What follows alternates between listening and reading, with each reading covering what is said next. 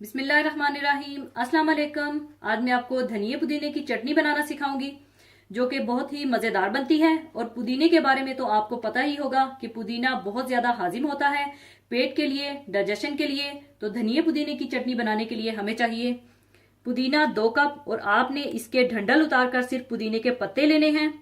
और हरा धनिया ये भी 2 कप, जिसे मैंने रफली काट लिया है। हरी मिर्चें 5 अदद, जिन्हें मैंने रफली काट लिया है।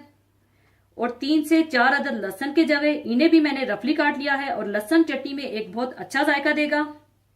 और ड्राइड साबुत लाल मिर्चें 4 अदद, और अगर आप इसकी जगह कुटी हुई लाल मिर्च डालना चाहते हैं तो वो डाल लीजिएगा। और 2 अदद टमाटर, जिन्हें मैंने 2-2 हिस्सों में काट कर रखा हुआ है। वो इसलिए क्योंकि ब्लेंडर में मैं सबसे पहले इन टमाटरों का जूस स्क्वीज करूंगी, ताकि चटनी ब्लेंड करते वक्त हमें चटनी में पानी ना डालना पड़े और मशीन के ब्लेड पर ज्यादा जोर ना पड़े और चटनी आसानी से ब्लेंड हो जाए।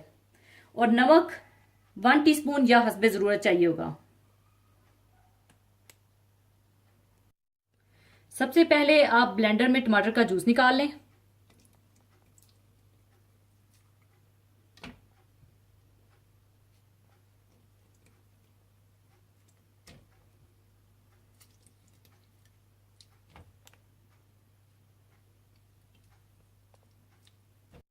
इसके बाद आप इसमें पुदीना, हरा धनिया, हरी मिर्चें, लहसुन, ड्राइड मिर्चें और नमक डाल दें।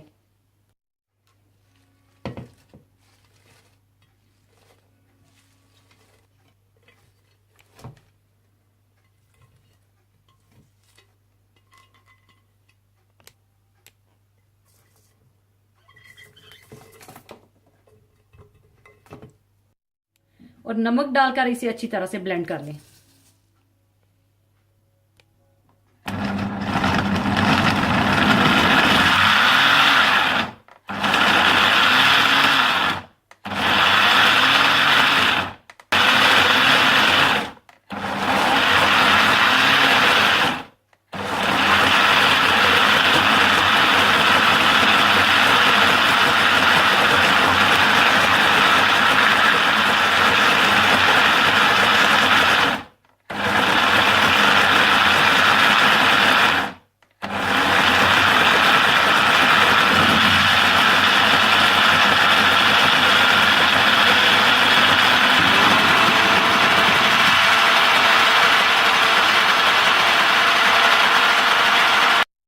धनिया पुदीने की चटनी तैयार है। अब इसे मैं एक बोल में निकाल लूंगी।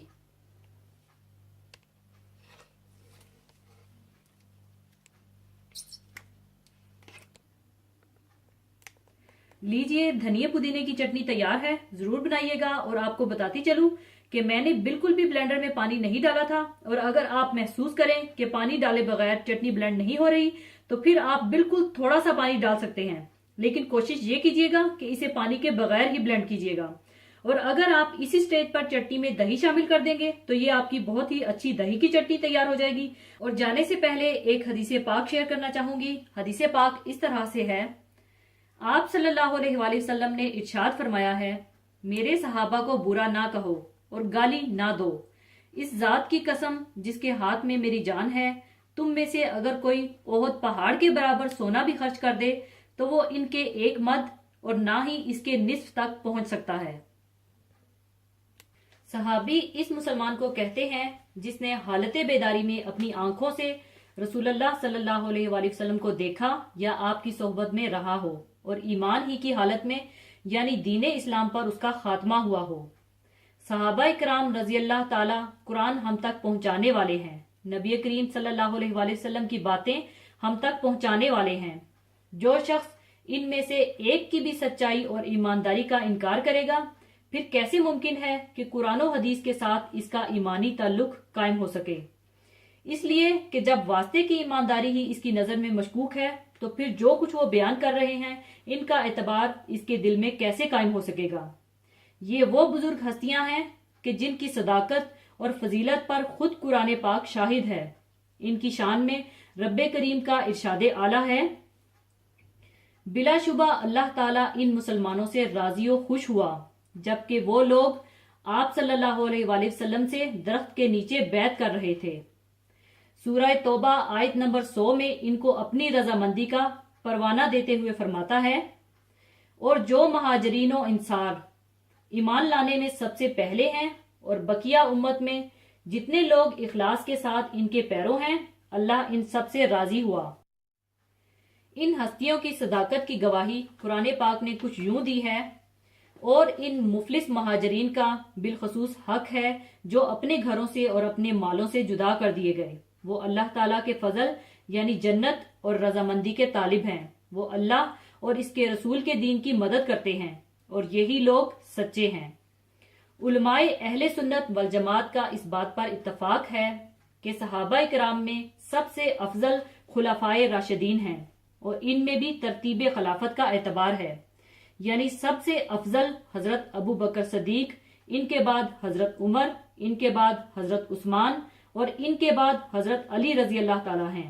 इन चारों के बाद सबसे अफजल वो तमाम सहाबा हैं जिनको अशराए मुबशरा कहा जाता है।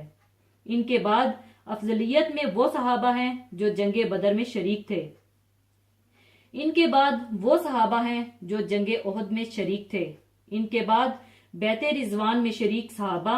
इनके बाद वो इंसारी सहाबा हैं जिन्होंने हिजरत से पहले मक्का में आकर आप सल्लल्लाहु अलैहि वसल्लम से बैत की थी।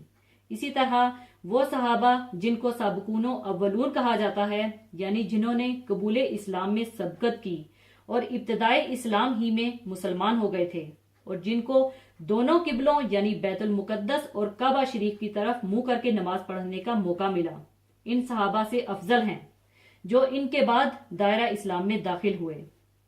इन इंतहाई काबिल एहतराम हस्तियों के दरमियान जो इख्तलाफात हुए वो किसी नफसानी गर्ज से बाला थे। उलमाए अहले सुन्नत इनको इत्तहादी इख्तलाफात समझते हैं, इसलिए कि वो हजरात साहिब इत्तहाद थे, और हर मुज्तहिद को इसकी कोशिश पर अजर का वादा है, चाहे वो खता ही क्यों ना हो। ये अल्लाह के महबूब बंदे हैं जिनको अल्लाह रब्बुल इज्जत ने अपनी रजामंदी की सनद दे दी है।